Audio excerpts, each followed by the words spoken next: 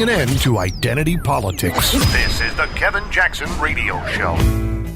Welcome, everybody. Kevin Jackson here. It's the Kevin Jackson Show. The ignorant mind, with its infinite afflictions, passions, and evils, is rooted in three poisons: greed, anger, and delusion.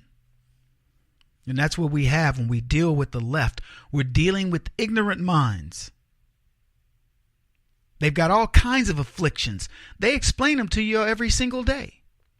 They have no self-esteem, or they have too much self-esteem. There's white privilege, man.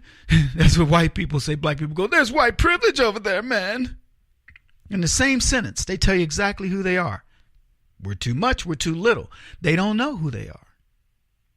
Rooted in evil. They're angry. They want what other people have all the time. It doesn't matter what you give them.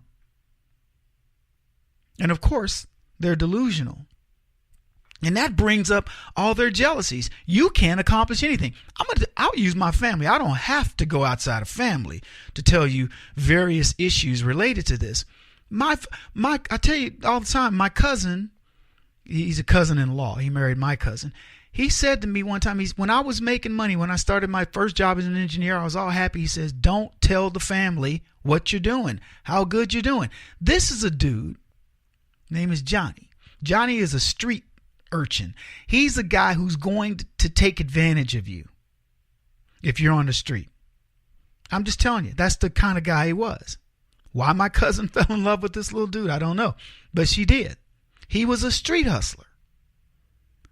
And I remember meeting him and think, I'll be blunt. He reminded me of my dad. He's just that slick talking little dude, like, hey man, yeah, come on. One time when I went to stay with my cousin in Austin, he says, man, come ride with me. And I went with him, and he had his little collection racket and all these different things. And he was laying life on me. This was before he told me about not telling the family about money, because I was about 15, 16 years old. And I just wanted to go visit family. So my cousin goes, yeah, come stay with us for a few days. So I went there, helped her clean, cook, just being a part of the family. And so Johnny says, hey, man, come ride with me. And I got to see what he did every day, which was nothing but a hustle. He hustled women, he hustled men, he gambled, all kinds of stuff.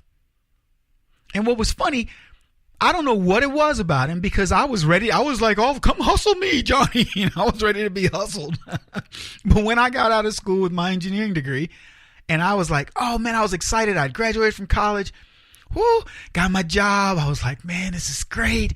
Whoo. And so I was telling my family, yeah. And they were like, and my aunt says, well, nephew, what kind of money they paying you? And I was like, oh, I'm making $37,000 a year. This is years ago. That was when that was pretty good money, And Johnny pulled me to he looked at me, and he said, hey, cuz, come here. And he pulled me out in the hallway of my aunt's house, his mother-in-law. And he looked at me and he says, don't ever do that. And I was like, do what? I remember it like it was yesterday. Because I was like, do what? What did I do? He goes, don't ever tell anybody how good you're doing, how much you're making. Not family. Especially family. And I was blown away. What are you talking about? I can't celebrate. And he looked at me and he says, hey, don't do it. And it wasn't like, you can take this advice or leave it. He was telling me, don't do it. This is a street hustler. A guy who's used to hearing people like me go, yeah, this is all great and good. And then he goes, okay, I'll go get mine. And something inside of him said, nah, I'm not going to hustle Kev. I'm going to teach him something. And I took that lesson to heart. People call me up, how you doing? Oh, it could be better. Yeah, ooh, yeah. I mean, I could have won the lottery. I could have won Powerball for $500 million. Oh, shoot, it could be better, man. Shoot, wish it had been $600 million. Because I'm not telling. And it didn't take a tough lesson, thankfully, because Johnny was smart enough. He recognized something in me and said, I want to make sure this kid does it the right way. Now, with my buddies, I've got money loaned from my friends. I've loaned my friends money. And I'm, not in that position these days. Mostly it's my benefactors, the people who love my work, that are starting to step up and do things for us. But I'm just telling you, you got to be careful with what you say to people because they get jealous. It's the ignorant mind.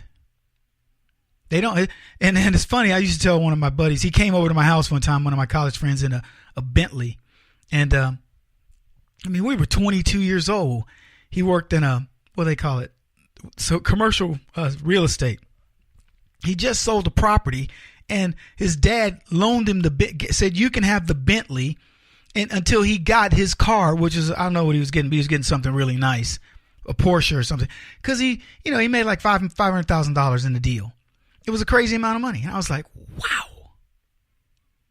But I told him, I said, Sterl, I can only be so happy for the dude that's getting a Ferrari.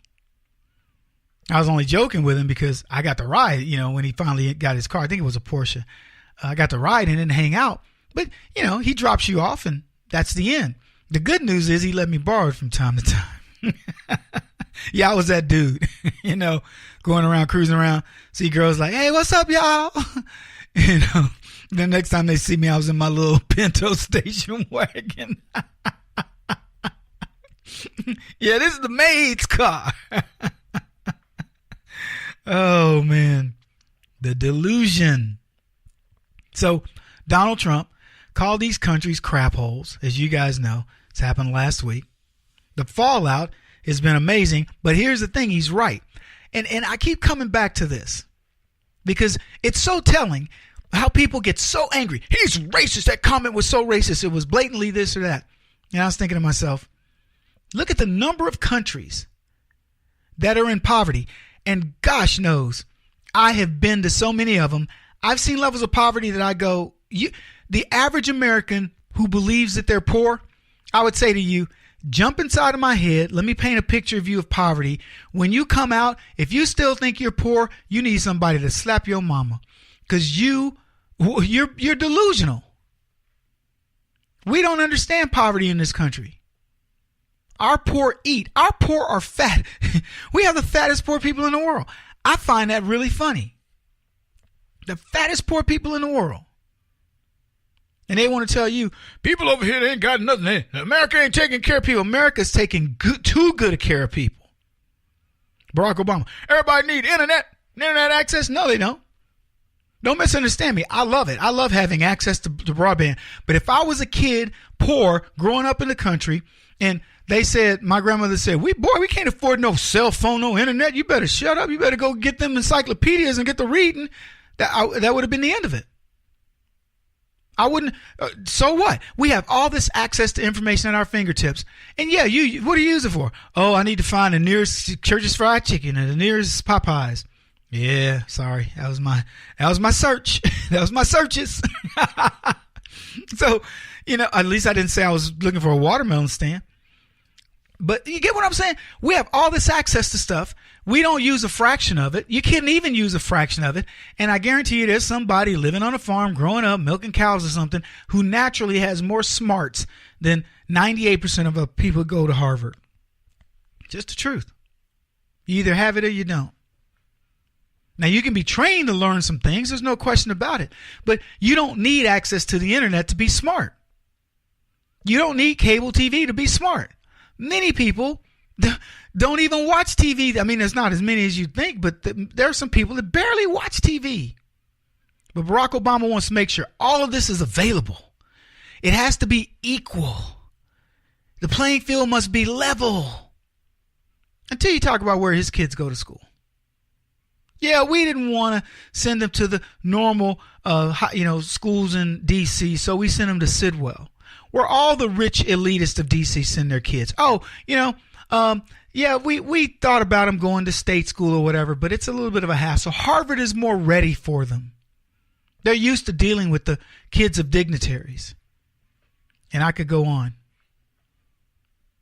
Like I said, countries impoverished in this world that I guarantee, and people have talked about it, you want to vacation there. Forget vacationing there. You wouldn't want to go there on business and just stay in your hotel room.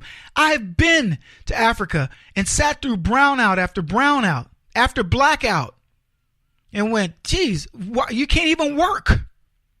Why bother? More people displaced than any time in history, in the history of the world. 65 million people displaced, mostly from countries of color, mostly from the religion of peace. And they want to talk to you about, racism. There's a lot of other isms that you could get to before you get to racism. I got to leave it there for now. We'll be back.